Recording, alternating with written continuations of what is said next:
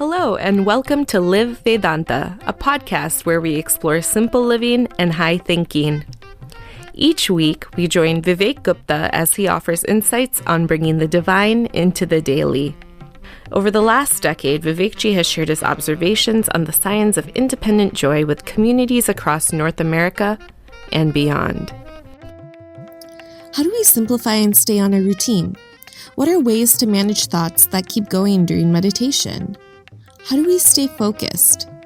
Meditation requires simplicity, so how does one balance that with our complex rituals? You have questions, Vivekji has answers.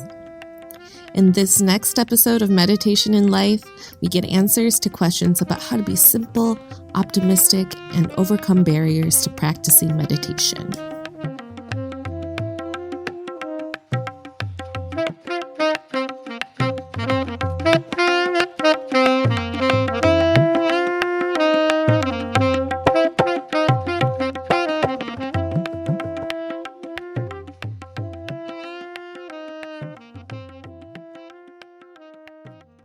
Hari Om and greetings from Niagara Falls.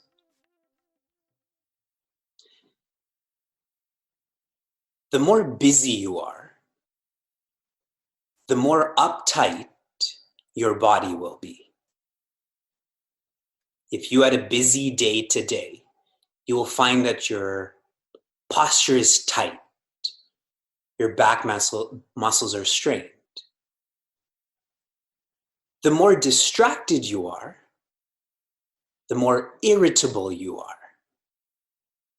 When one is distracted, it's easy to make them imbalanced, to bother them. Our course is entitled Meditation in Life. The in life is our lifestyle. When our lifestyle is simple, only then will we be able to engage in high thinking. Simple living, high thinking. All of part one of Meditation and Life, the text, our first year together, has been about simplifying our lifestyle. And a practical way to do this is to establish yourself in a routine. Routine is most beneficial for those who want to take on greater aspirations in life. If you want to be ordinary, you don't need any routine. But if you want to be extraordinary, a routine is needed. Then I'll share two examples, one in a light way, one in a heavy way. This Saturday is the Cleveland Half Marathon. There's 30 of us that are running. Some are running 13 miles, some 26 miles. Out of the 30 people, suppose some have not made exercising their routine. Suppose they're not prepared for what's going to happen on Saturday. That race is going to go on and on and on. They're going to slow walk those 13 or 26 miles. Not a fast walk, not a jog, because they never made exercise a routine. So how would they reach the destination in a successful way? Now I'll give you a heavier example. Recently in our Vedanta and Bhagavata class, the discussion subject was, should religions be compared? Should they have comparative religion classes in high school and college? My observation to this is no and yes, but first no. Only when one knows their own religion at least 80%, then they can go about experimenting with other religions. At that point, they won't be distracted. They won't be swayed into another religion. They'll only look at other religions to emphasize the strengths of their own or to be curious about other religions. That 80% comes through routine. and one is routinely engaging in their own religion, do you get to that depth? But if you're not, if you do this for 1 hour on Sundays, then how will you reach that 80%? Then anyone who comes with a religious thought will easily change your mind. Lifestyle is needed for meditation. In our school, where we have classes from Tuesday to Monday, this class, I have the most expectations of you. I'm telling you in a most straightforward way, out of all of the classes I teach, it is all of you that I have the most expectations of. And you should have the same expectations of yourself also. Pray before you contemplate. Whom should you pray to? To your Ishtadevata and your Sadguru, your personal God and your personal guide. One's altar should be simple. My altar is only one icon of Bhagwan and one icon of the Guru Shishya Parampara, and that's it. Sheila and I share an altar, so she has her icon and her icons also. This may be difficult for a lot of you because your altars are very complex. Bhagwan and Sadguru are really one, but it's hard for us to appreciate that oneness. If you want to go deep into this practice, if you want to try, then give away some of your icons. Recycle some of them. Say Om Namo Narayanaya and dispose of them. Bhagwan will know that you're trying to evolve. You're trying to let go of complexity, of so many supports. Pray. We have to sit then. And while you're sitting, to engage in the thought massage. From your feet to your head, think of each body part, and the most important point is to let go of that body part. And a tip here is be healthy. The healthier your body is, the easier for you to let go of identification with the body part. The less healthy you are, it'll be very difficult to go from body to breath. Be healthy. Hence, I again go back to lifestyle. Then we have to engage in our thought parade. We've prayed, we've sat. Now we're with our mind, and we should engage in the thought parade. The way that Swami Chinmayananda describes this, imagine you're high up in the military, and there is a parade that's going in front of you. And each one of those infantry, they salute you. And you acknowledge them, but you don't follow them, correct? You stand where you are. They keep on moving. In the thought parade, your intellect is like that general. I think general is very high in the military. And every thought that goes through your mind is being acknowledged by the intellect.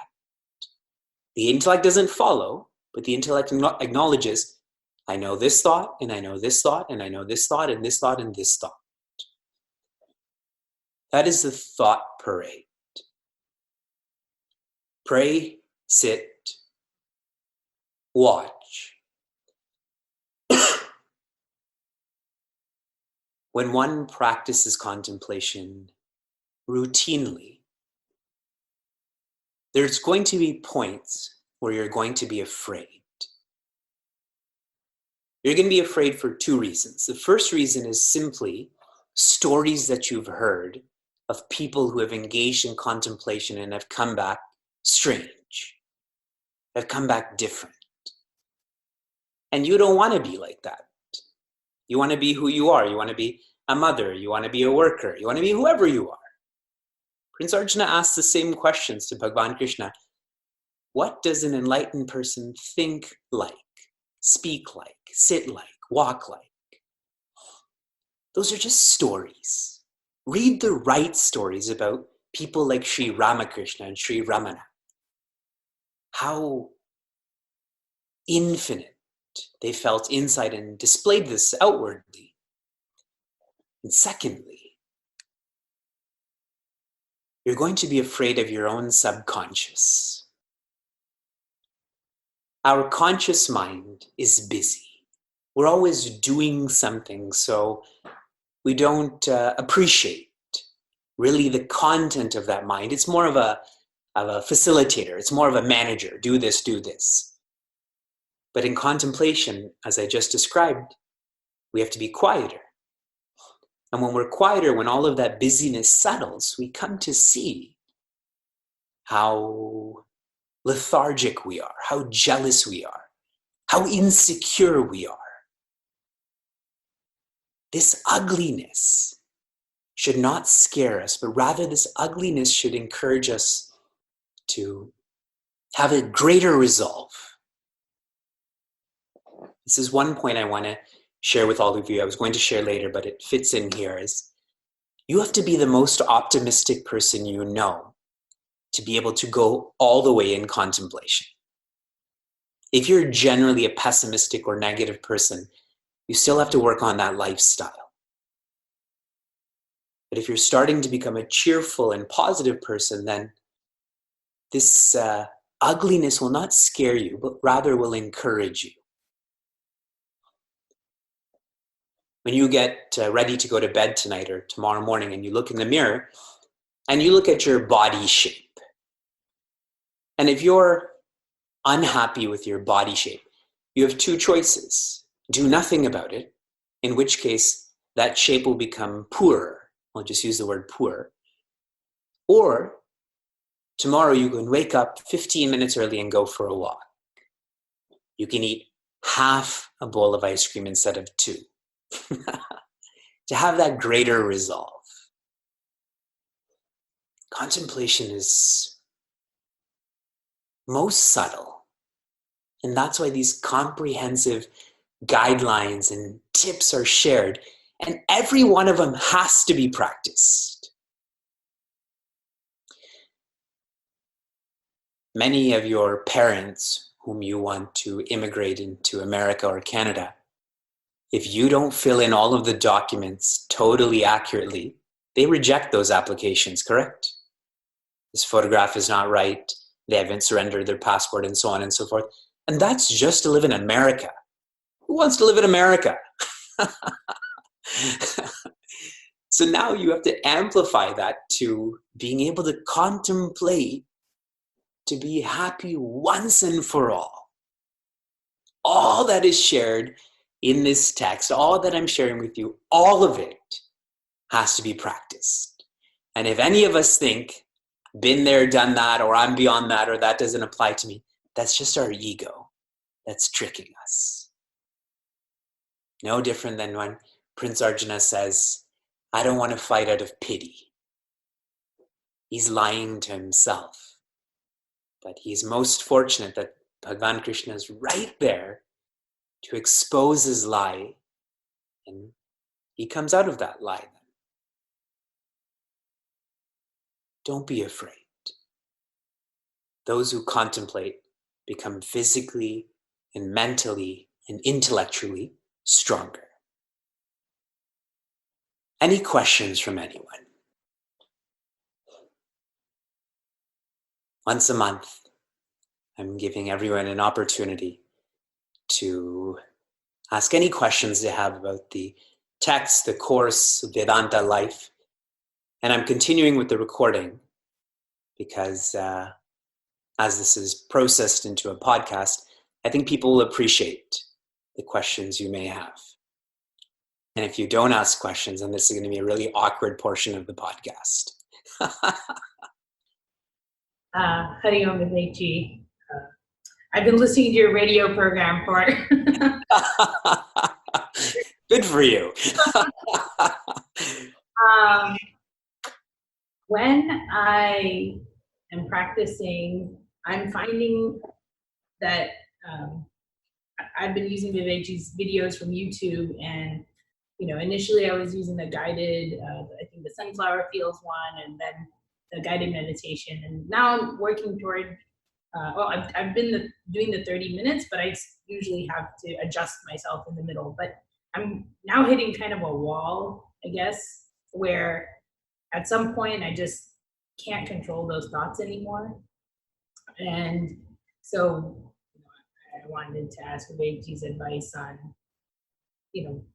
how do I get over that? I think in past Vivekji had said, that's a time to stop if you're not able to do it for a little while, but at some point I want to get over it. So what is the next step? Yeah. Taking a break. Right on. I'm going to mute you. That was like good product placement, no? I was listening to your recordings on YouTube. So Seeker's question is, using guided meditation recordings, sometimes we reach a wall or a plateau, and what this feels like is that the thoughts keep on coming and I'm unable to follow along with the guidance. So what should one do in such a circumstance? Another text that all of you should read, it's a very short text, is called The Art of Contemplation by Swami Chinmayananda. And in simple instructions, when your thoughts become louder, you should become louder than your thoughts. Here is where, when you find that your thoughts are uncontrollable, let the recording continue to play, but you should chant out loud. And if it's more wild inside, then chant louder outside.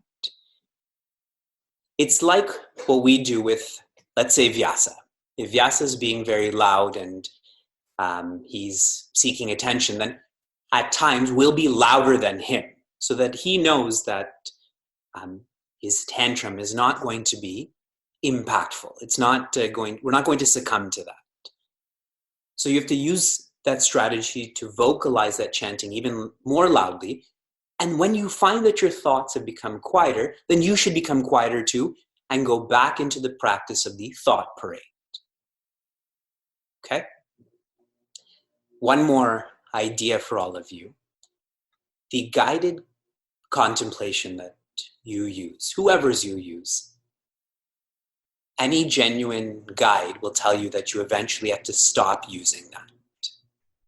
Okay, I'm telling you most transparently, you should use this as long as you need guidance, but eventually they should be part, if you've done this routinely enough, they should be playing out through your own intuition. All right? And today we're actually going to experiment somewhat with that. Later on, we'll get to that. Okay, next seeker, you're unmuted. Go ahead. Hari Om Vivekji.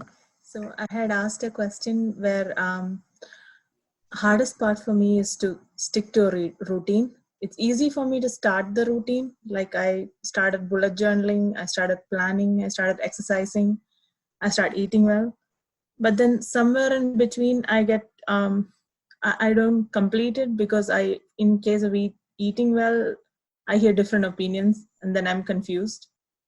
And then exercise, I have back pain and then I have to stop exercise and do something else. And bullet journaling, someone suggests it's a waste of time. And then I think I don't hear my voice above others. Sure. I know the direction you're going in. And for the sake of time, I'll share some observations. As I shared earlier, I have the highest expectations of all of you, and you should have the highest expectations of yourself. Anything you want to do in life, you will do. Anyone you want to be in life, you will be. And if you're not doing it and you're not being it, it's because you don't want it. Anything you share with me right now will simply be an excuse. Will be the busy, will be the but. Eating right, waking up early. If one sincerely wants to be healthy, this will be something that no one can change your opinion about. Like a parent with an infant, if an infant is crying and hungry, and I say, let's go watch a movie, let's go for a walk. those words are useless on that parent's ear, correct? That infant is hungry. That infant is suffering. That is the primary priority. For us, self-development has to become the primary priority. Today, as I was going through the people who are registered in our course, I was thinking about your professional lives. You're all thinking, I'm really creepy. What else are you watching about us? Just thinking about how smart all of you are, how many years of high school and college and post-college that you've engaged in. And in chapter 18, there's a shloka that talks about choices should be made based on the length of happiness. Bhagavan Krishna says it in a very simple way. Now, for all of us, how many dollars and hours we're investing in whatever, is it creating long-term happiness for you? Is it? That's where I'm sharing. Our priorities are not clear because we're not clear about our nature. And if we're not clear about our nature, we're not going to be clear about contemplation. So more studying is needed. The more you study, the more you'll be clear about the destination, then the path will become clear too. One more point to your point is, don't guru shop. Don't go spiritual shopping. When you do that, you get nowhere fast. Take up one scripture, one sadguru. Take up one sadhana and go deep into that. Once you get to that 80%, your question, you will laugh at yourself for asking this question because it will be totally redundant. You will be established in your routine. And a great way to stop spiritual shopping or guru shopping is to have a right group of friends, which we call a satsang or a role model. Okay. Next. Hariom Vivekji. Hariom. I have a quick question about just what we've been learning in this course and how it relates to, I guess, our professional lives. In my workplace, I sit in an area where there's a lot of, that seems to be a place where everybody likes to gather. And so there are many times during the day where I feel like it's hard to focus on my job at hand. And, people bring up certain topics and it's hard to entirely avoid it without just leaving. And there's only so many times that I can do that in a day. So I was wondering if Vivekji could share any tips on, do I just chant in that moment, like internally, or like what are some things that I can do to kind of just refocus myself? Because there are some days where it works out well and I'm able to stay focused. And then there are other days where I really get swayed. And so it's hard to keep myself focused. So just any tips that Vivekji has, I'd really appreciate it. So thank you. Yes, understood. Your question is very relevant. I keep reading reports about in a typical corporate office, every time that your attention is taken away from the task at hand, it takes longer and longer to come back to that task at hand. So in an hour, if someone asks for your attention 6 times, you hardly finish half an hour of work because it just takes you that much time to come back. Workplaces, I feel, are not recognizing this, which is why they allow circumstances like you described. So what to do? When I fly, I have to walk through the first class cabin, then the business cabin, then the comfort plus cabin. And then somehow I get put in the back of the plane where all the kids sit. Even when I'm by myself, it's almost like they know he's a dad, he's used to this. And as you walk through first class or the business cabin, everyone has their headphones on, correct? They're noise-canceling Bose headphones that are $250. And then everyone else is buying the $1, earplugs. if you can do that in your workplace, where you can actually work with headphones and you don't even have to listen to anything, it's almost like you're creating a physical barrier saying, right now I'm working. But the key there is sometimes you have to take down that barrier when you have some sort of downtime so people don't feel that it's against them. Rather, you're focusing on your work. Almost like people have signs that say class in progress or meeting in progress, or a professor will have office hours, right? So see if you can do that. Secondly is, what you've already shared is, be there but don't be there. You're there, and chanting may be awkward because they're going to ask you, what's your opinion on this? And you're going to say, Om Namo Bhagavate Vasudevaya. That's my opinion on this. What you should do is get into active listening. Try to use that dialogue as an opportunity to make your listening skills more precise. Watch every movement of their mouth. Listen to every word they share. Really deepen your active listening. And the beauty of that is that they will actually, I feel, talk to you less because they'll feel happy that you're listening to them. And secondly is you'll be so much more of an observer, like this thought parade, rather than someone who gets sucked into another person's opinion. Okay? For all of the parents with young kids, this is perpetual training, no? Do your work, feed. Do your work, wash the dishes. Do your work, clean up the broken glass. Do your work, clean up the poo. It's incredible training. Okay. Hariom Vivekji. Vivekji, sometimes when I'm meditating, I get a sense that I'm approaching a deep, dark abyss, and it scares me, and I find myself recoiling away. So my question was, if you could maybe provide us some of the stages of meditation until we reach our ultimate goal, just to contextualize the journey a little bit. Thank you. Yes. I'm sure many of us have also experienced this. So what are you supposed to do? The proactive measure is to pray, as I had shared earlier.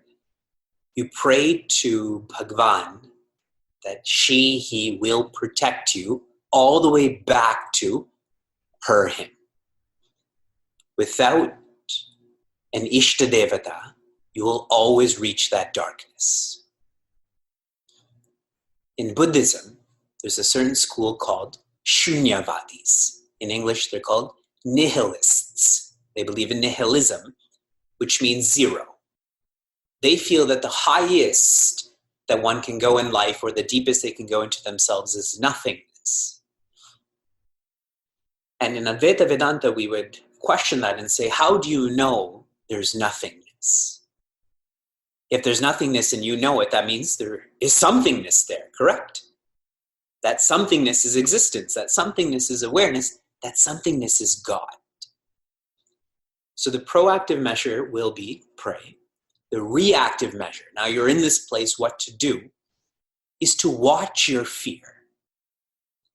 Because what's happening is you're going deeper, and then a subtle thought will come about, what is all of this? Where are you? What are you going to become?